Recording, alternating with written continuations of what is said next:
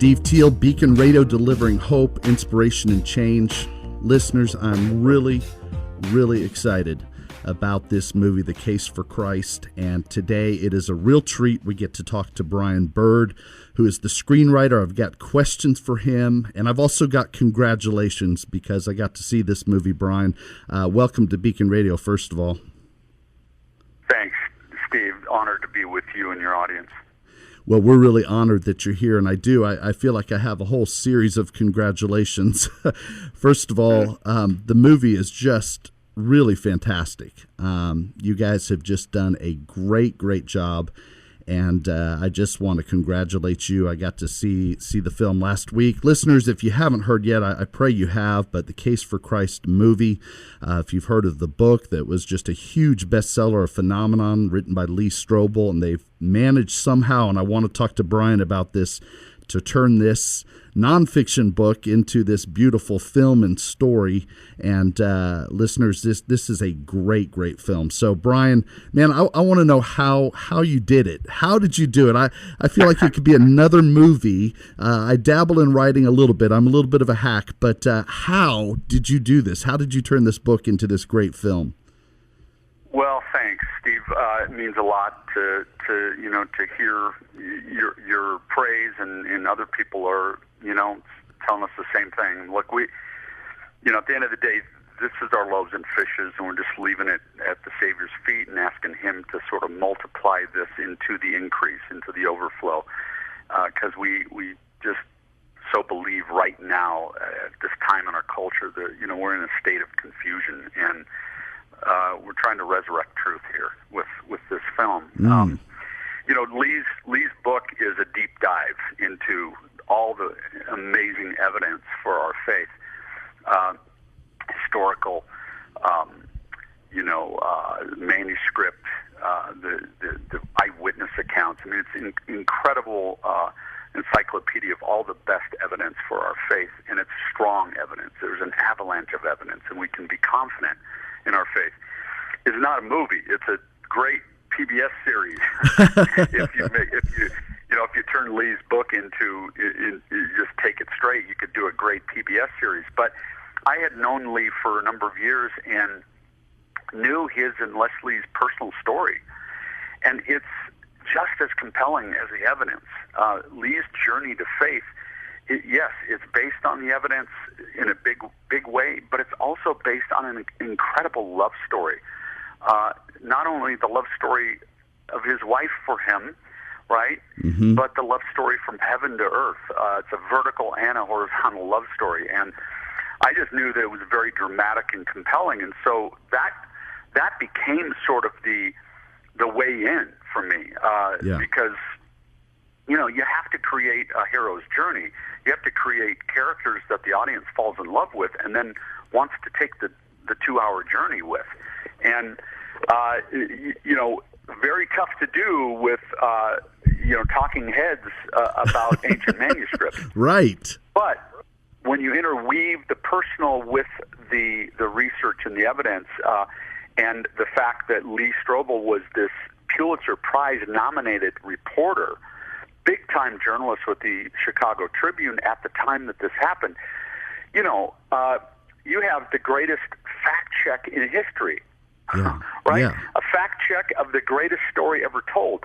And that's what Lee Strobel, as the journalist, was doing. But at the same time, he was also wrestling with his marriage. He wanted to save his wife from herself because she had become a Christian at Willow Creek, and he thought she was in a cult. And he had to rescue her. He loved her. He wanted to get her out of that cult and save her from, her delusions and from the hoax that he thought had been perpetrated on her.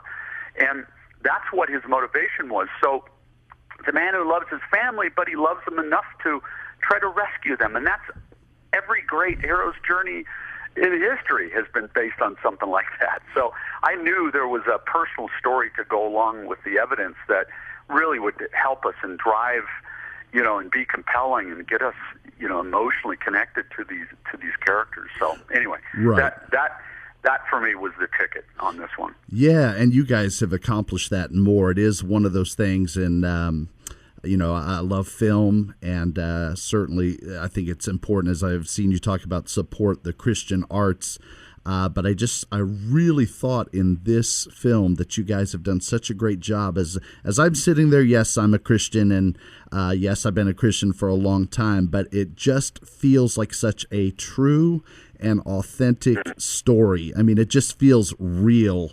And to watch his struggles, just as you said, he loves his wife, doesn't want her to, give into this cult or this giant hoax, but there's just something about his struggle. It's just beautifully done. So I want to hear more. Well, it's what we all do, right? Yeah. It's what we all do. We all have that search and that struggle. We have to, in order to embrace our faith as adults in an adult way. Right. So, listeners, we're talking about this great movie, and I describe it this way. After I saw it, I emailed right in the theater. I emailed your publicity team, and I just said it's brilliant, it's beautiful, and it's important. And I really believe that.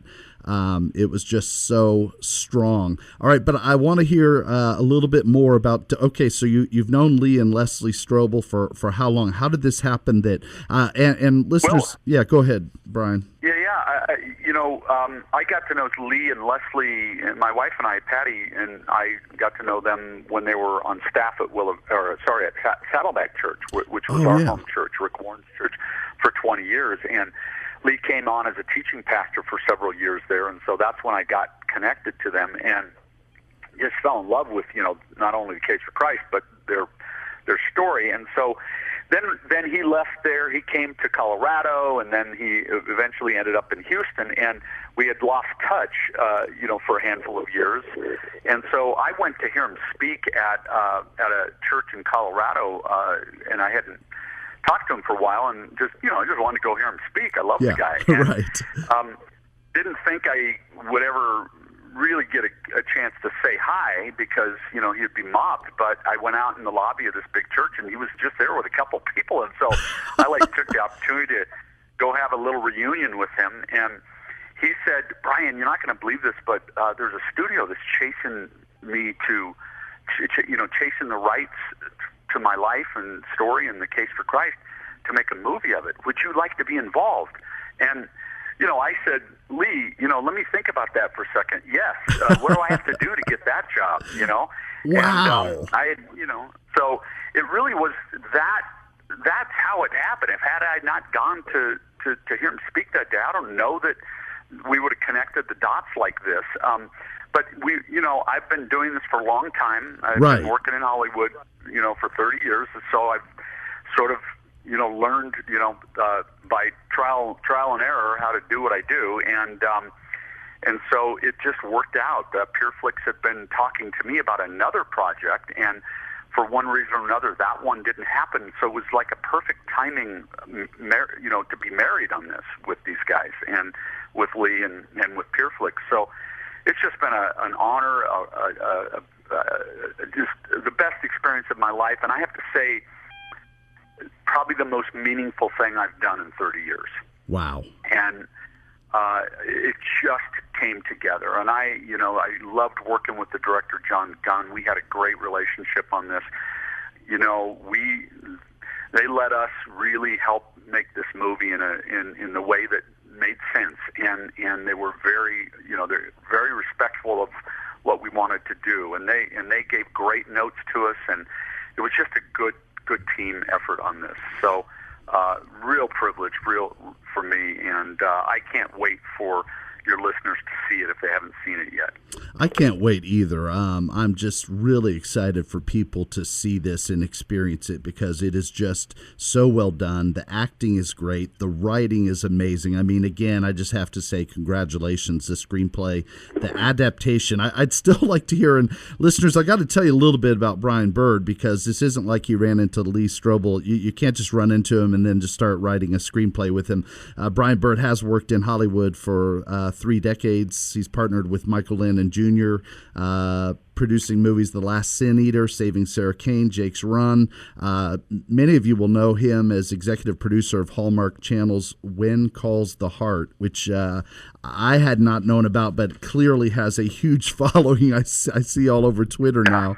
And and Touched by an Angel and many other things. And so, but for you to say, I mean, after 30 years of work, to say this is the most important or most impactful thing you've done is really something else. Yeah, it just feels that way, and I think the reason for that is that I realize the kingdom impact it can have, right? Because this is a movie for everybody. This is a movie about a skeptic, an atheist who finds Christ, right? No spoiler alert needed. I mean, it's like we know what happens to the Titanic. Anybody that has any small notion of who Lee Strobel is know that he became a Christian, and so but everybody needs to see this, because I got to say, for believers who already understand their faith or have embraced Christ, this movie is an inoculation against doubt. Right. Because, we live in a cynical age, and the questions we get are hard questions. Most of us don't know how to answer them. Most of us are afraid to answer. Most of us don't share our faith because we're afraid, right? And right. I would put my hand up on that too, right? It's a hard thing to do. This movie becomes the opportunity for us to share our faith with the people we know who need it. And you could invite somebody to go to this movie and then take them out for coffee and have a beautiful, real person, flesh and blood conversation about what you believe. And it's not bait and switch. It's not propaganda. It's just a true story. That's what's so powerful about, I think, about these kinds of movies. It's a true story. We're not making this stuff up. We're just telling a story. Take it or leave it. But you can't deny that this stuff actually happened. As opposed to sort of a fictional movie, where you sort of can manipulate whatever the facts are and play God and create a world. We're actually just trying to share with people a biopic of Lee Strobel and what he went through and what he discovered.